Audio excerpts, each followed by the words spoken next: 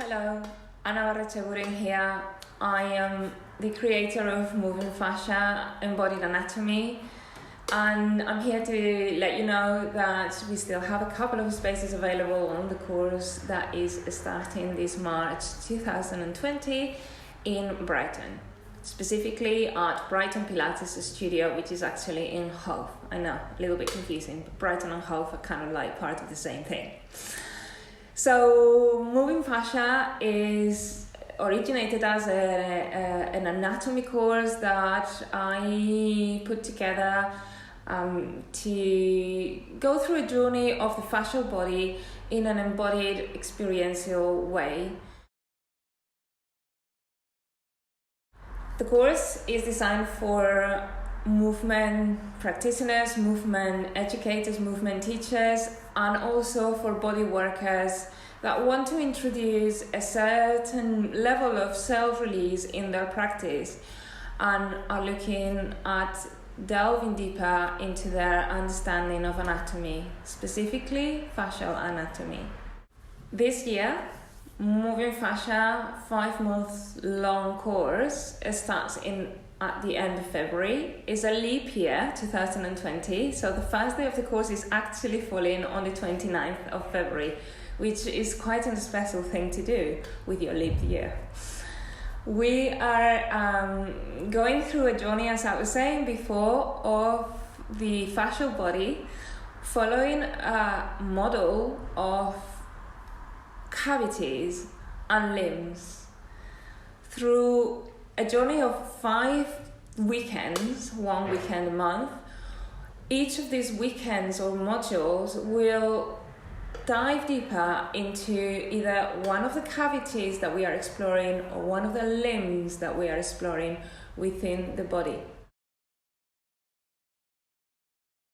Therefore, weekend 1 will introduce us to the study of fascia and the study of anatomy in an embodied way, with an exploration of the thoracic cave.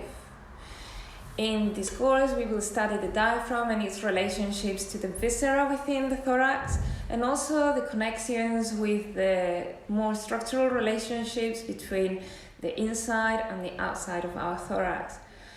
Going through a journey of also exploring the myofascial continuities of the thorax musculature and connections into other areas of the body. That will also include the neck and some of the structures within our throat. That's weekend 1. Weekend 2 takes us into the world beneath the diaphragm. We go into the abdomen and explore the abdominal cavity, the abdominal chamber, as a chamber of hydraulic relationships of breath. We go into the viscera, as we did with the thorax, and also look at the abdomen from the front, the back, the sides, and find relationships with other areas of the body. Weekend 3 will take us down into the pelvis. So the third cavity that we explore in the course is the ball of the pelvis and how the viscera within it are in relationship with, you see how it goes, all the connections to the so-called pelvic floor, the pelvic musculature, the pelvic wall, and the relationships with the hips, and of course, down through the legs and up through the spine, perhaps even back to, you can go anywhere.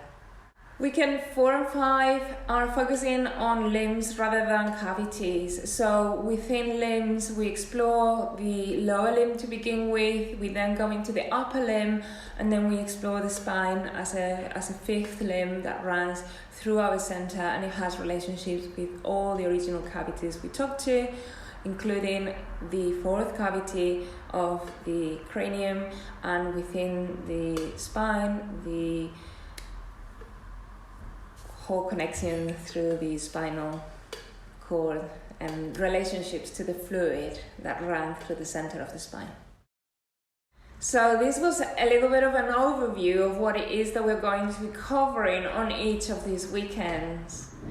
The idea is that of course, we have to find some way to segment the body in order to understand each other and give each other some context to identify structures. But our intention is to really keep a sense of the whole being, not just as a whole one structure, which of course we're trying to keep, but also the sense of how we are an embodied being and we are not a body. We explore the mind-body connection and that relationship between the being and the moving and the doing and much more. It is great to hang out with experienced practitioners from different fields of movement and different fields of body work. I get to learn as much as you get to learn on the course, and it's a fantastic experience at all levels. So with the risk of falling into a cheesy stereotype, the course is definitely a journey. It's a journey at all levels, and I personally enjoy running the course from Brighton Pilates Studio, because it's the home of Evolve Movement Education, and there is a real sense of community within the studio itself. So we get to kind of fall into that community with the course as well.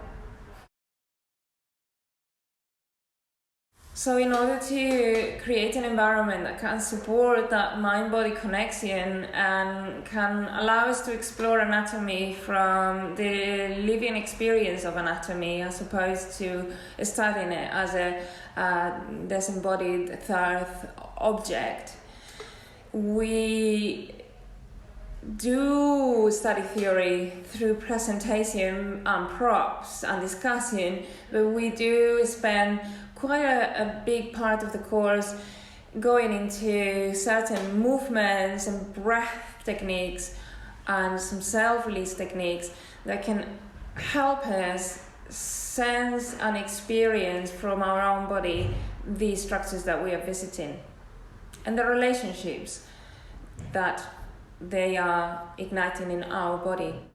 So these experiences allow you also as a practitioner to bring a new set of tools into your practice that you can use with your clients in your clinic, in your studio, on the mat. They are there ready for you to utilize in order to provide that type of experience.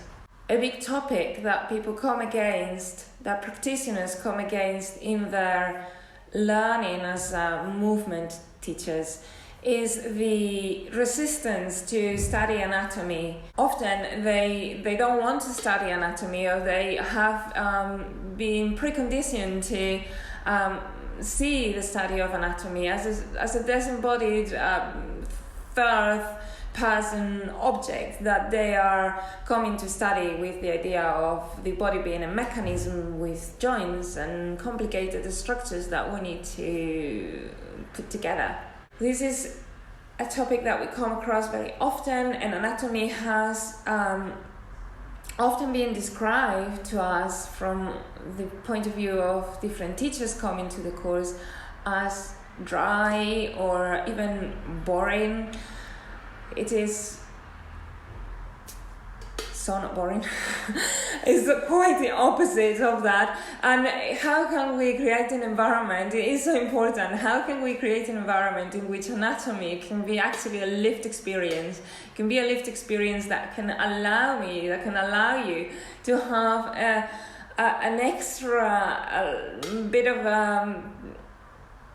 interoceptive capacity, exteroceptive capacity, proprioceptive capacity. Our sense of our body can change from the study of our anatomy. I have a body. I am not a body. I have a body.